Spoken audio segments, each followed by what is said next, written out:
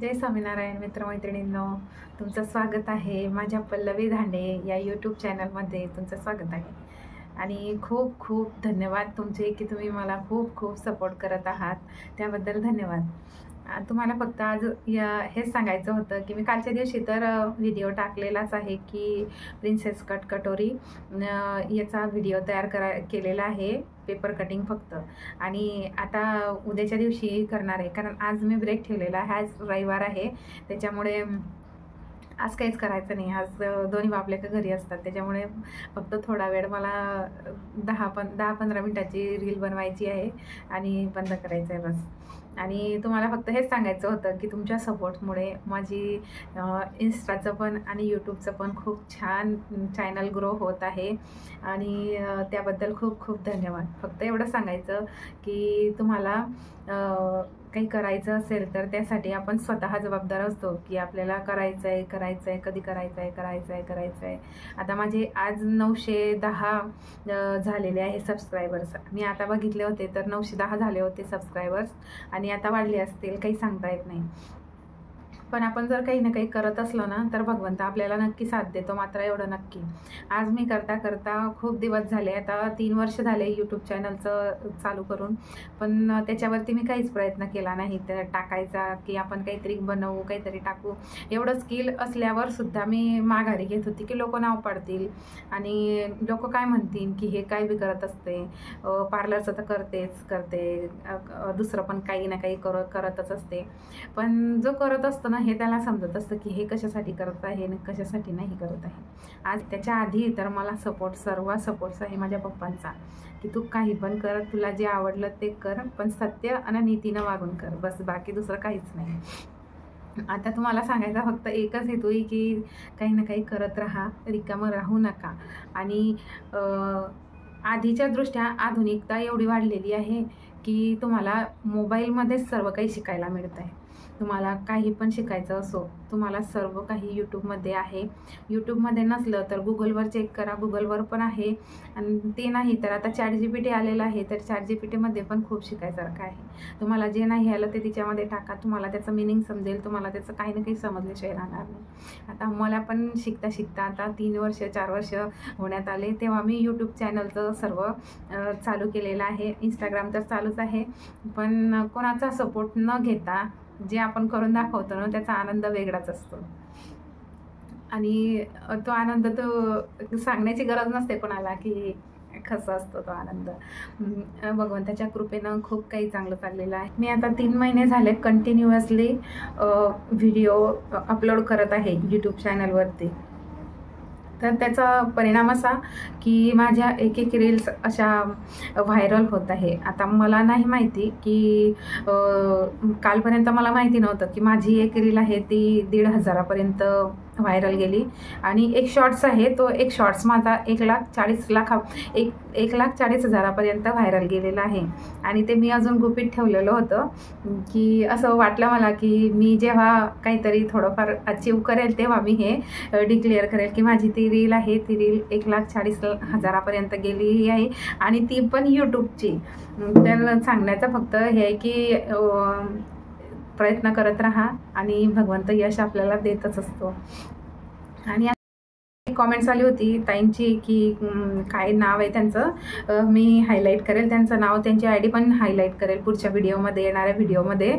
त्यांनी सांगितलं की 5 ते 7 वर्षाच्या मुलीचा पेपर कटिंग टाका तुम्ही फ्रॉकची, आणि घागरा चोलीची पण पेपर कटिंग टाका.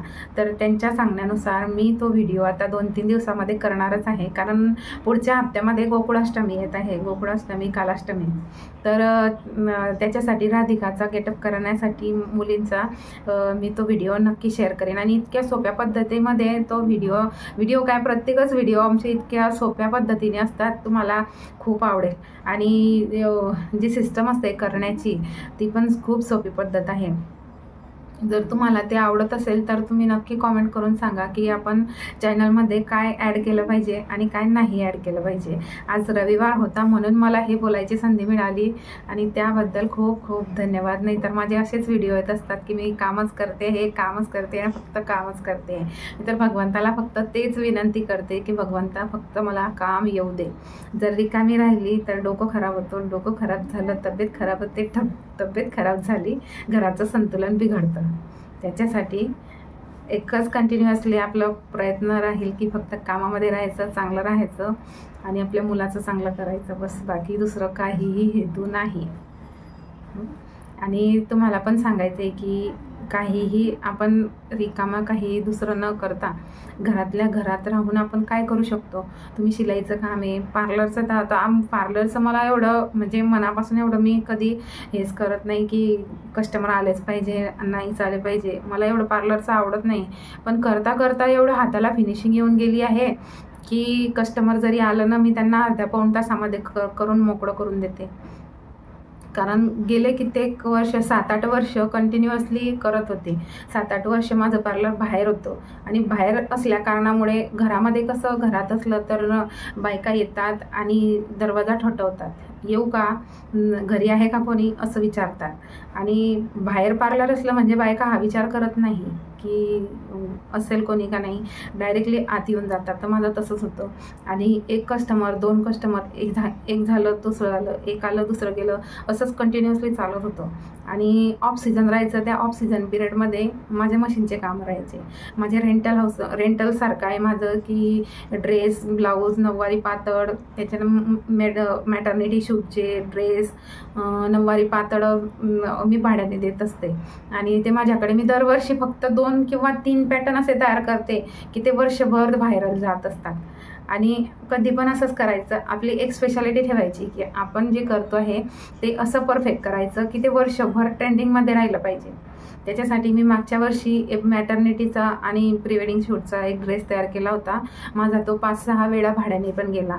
आणि एक नऊवारी केली होती नेटच्या कपड्याची. ती नऊवारी माझी आत्ता पण ट्रेंडिंगमध्ये आहे आणि आत्ता पण ट्रेंडिंगमध्ये ती राहणारच आहे पुढे.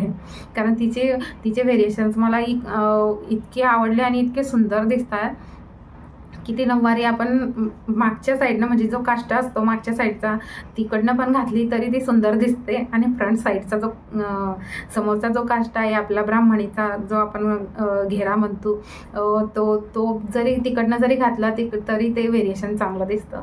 अशा डबल व्हेरिएशनमध्ये मी ते बनवलेलं आहे. आणि जो ड्रेस बनवलेला आहे तो ख्रिस्टियन ब्रायडलसाठी बनवलेला होता. आणि तो खूप छान सुंदर, आणि त्याचं इतकं कौतुक सर्व करता आहे की खूपच. त्याला 50 ते 60 मीटर कपडा लागलेला आहे आणि तो खूप सुंदर आहे. आणि आता पण तसाच ड्रेस तयार करायला घेतलेला आहे, पण तो अजून सस्पेन्शनमध्ये आहे. तर त्याचं अजून मी काहीच केलेलं नाही आहे व्हिडिओ, पण त्याचा मी टाकलेला नाही आहे काहीच. तर वाट पहा तो ड्रेस कसा होईल त्याची.